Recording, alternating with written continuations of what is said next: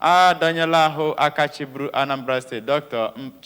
Mbadinuju n'ala mmemme enimozu were ọnọdụ na ngwulubia dị n'uli kansụl Ihiala bụ ihe nke eji wee kapịa emume akwamozu abalị 3 steeti chịkọbara maka ịkwa onye mbụ na mgbochiri steeti a na Republic nke anọ.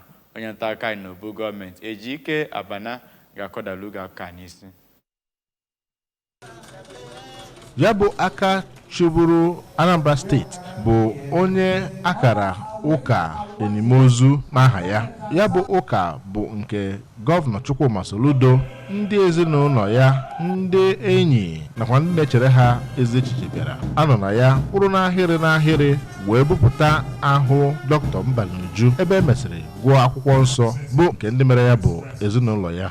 N'okwu ya, Gọvanọ Soludo kwuru na Gọvanọ Mbadinuju biri nnọọ ezigbo ndụ mgbe o bi n'ụwa wee sị na ọ bụ nnọọ akatamkpo nwoke ebe o toro ya maka ihe gbara ọkpụrụkpụ dum ọ rụrụ bụ nke o nyefere ndị o nyefere ọchịchị n'aka. Ọ gara n'iru kwee nkwa ịga n'iru na-alụnye ihe n'elu ntọala nke Gọvanọ Mbadinuju wubere.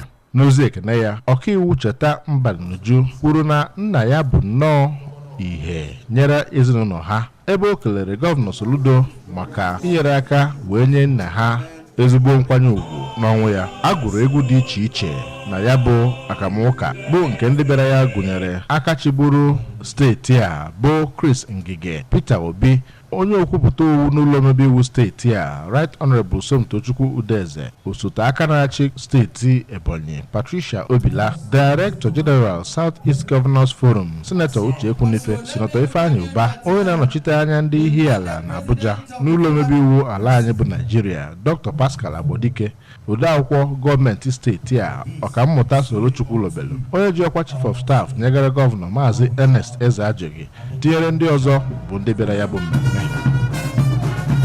Ejike Abana maka akụkọ ụwa ABS.